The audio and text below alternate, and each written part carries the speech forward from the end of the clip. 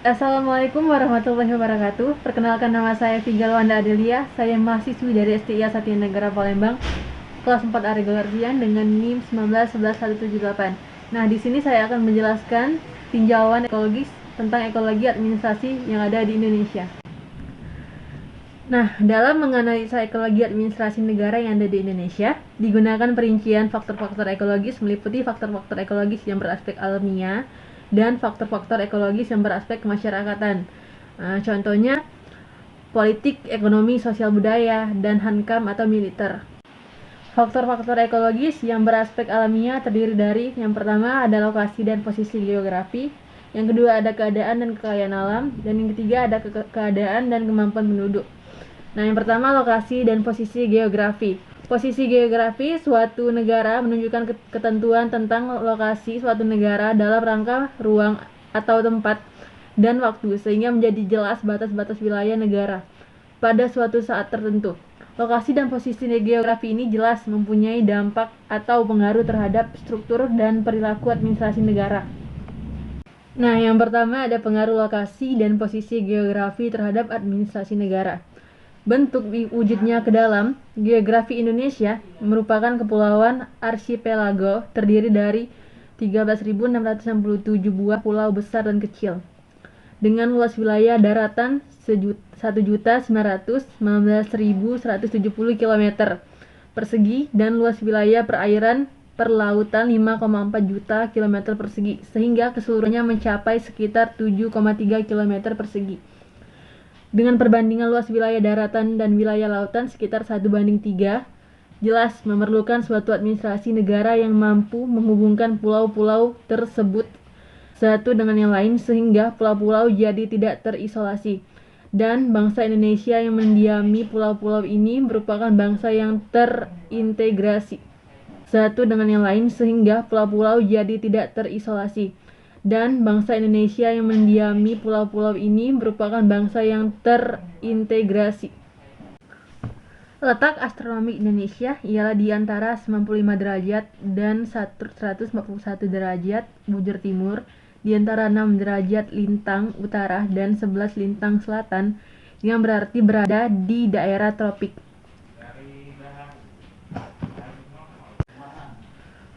Posisi silang negara Indonesia terletak antara dua benua dan dua samudra. Dua benua tersebut ialah Asia di sebelah utara Indonesia, di mana terletak negara-negara besar sebagian wilayah Rusia dan Republik Rakyat Cina, Jepang dan India dan Australia di sebelah selatan Indonesia yang orientasinya ke barat.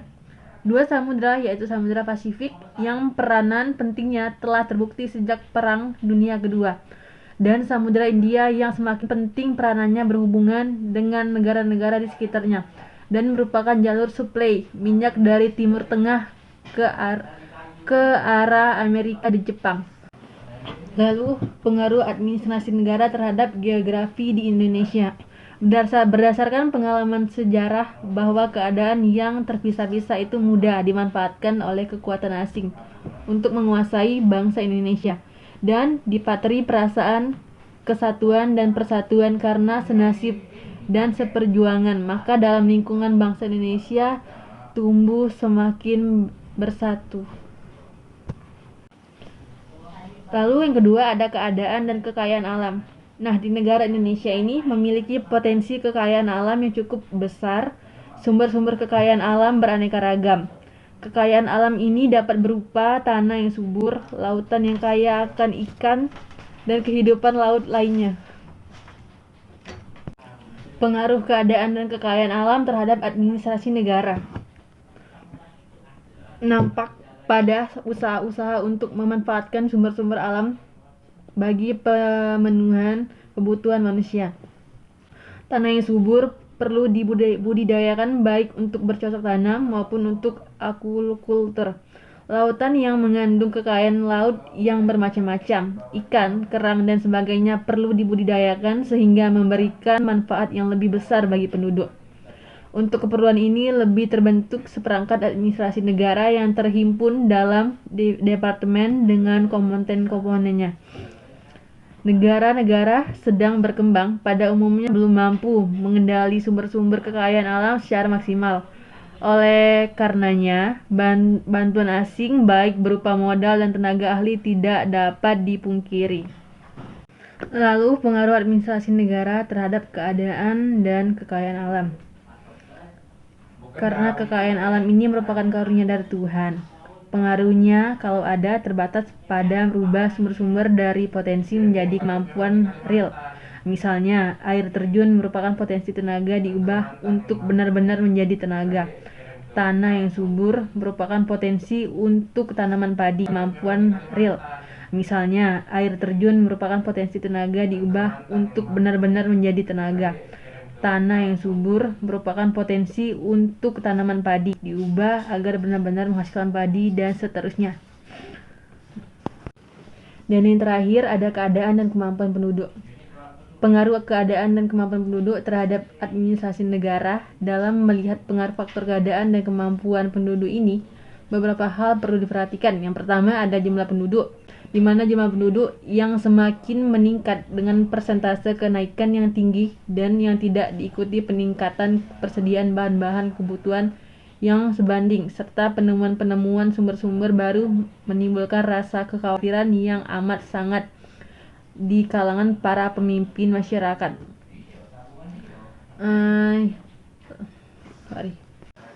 Lalu ada distribusi spesial, di mana jumlah penduduk yang besar seperti diuraikan di atas dibarengi dengan distribusi spasial yang timpang, artinya penyebaran di antara berbagai wilayah negara tidak merata. Lalu ada keadaan yang timpang ini tidak dapat dipertahankan dan harus diambil langkah-langkah nyata dan berencana untuk mengatasinya dengan memindahkan sebagian penduduk Jawa dan Madura ini keluar. Penghasilan penduduk, di mana seperti telah dikemukakan dalam beberapa laporan bahwa Indonesia termasuk kelompok negara-negara berpenghasilan rendah di samping India, Sri Lanka, dan Tanzania. Hal ini sudah jelas mengakibatkan kurang mempunyai penduduk dan juga perekonomian nasional mendukung beban pajak yang dipungut dalam arti pemerintah untuk membiayai administrasi negara, gaji pegawai, alat perlengkapan, dan sebagainya. Lalu ada tingkat pendidikan, di mana tingkat pendidikan masyarakat masih tergolong sangat rendah, bahkan pada tahun 1975 yang sudah melek huruf sekitar 62% dari seluruh jumlah penduduk. Hal ini berarti bahwa sekitar 38% masih tergolong buta aksara. Yang keenam ada kesehatan penduduk, di mana kesehatan penduduk mempengaruhi administrasi negara, dalam arti kesehatan penduduk yang masih buruk atau rendah mendorong pemerintah untuk menyusun program-program di bidang kesehatan. Dan yang terakhir,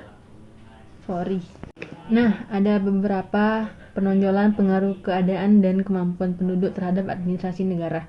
Yang pertama, ada Departemen Tenaga Kerja dan Transmigrasi, khususnya Direktorat Jenderal Transmigrasi dengan jajarannya, dan bekerja sama dengan unsur-unsur administrasi negara lainnya, misalnya dengan Departemen Dalam Negeri dan suatu badan koordinasi penyelenggaraan transmigrasi atau Bakoptrans dapat lebih menyeimbangkan penyebaran spasi penduduk. Dan yang kedua ada Departemen Kesehatan, dengan program-programnya di bidang kesehatan dapat mempengaruhi keadaan kesehatan penduduk. Dan yang terakhir ada dengan Undang-Undang Wajib Belajar yang diadministrasikan oleh Departemen Pendidikan yang Kebudayaan. Demikian pula program-program pemberantasan buta aksara yang dilancarkan oleh jajaran departemen tersebut yang ditunjang oleh administrasi daerah dapat mencegah buta huruf.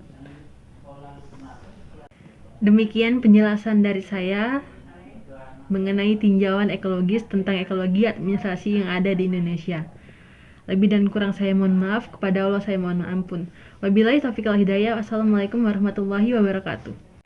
Demikian penjelasan dari saya mengenai tinjauan ekologis tentang ekologi administrasi yang ada di Indonesia. Lebih dan kurang saya mohon maaf, kepada Allah saya mohon ampun. Wabillahi taufiq wal hidayah. Wassalamualaikum warahmatullahi wabarakatuh.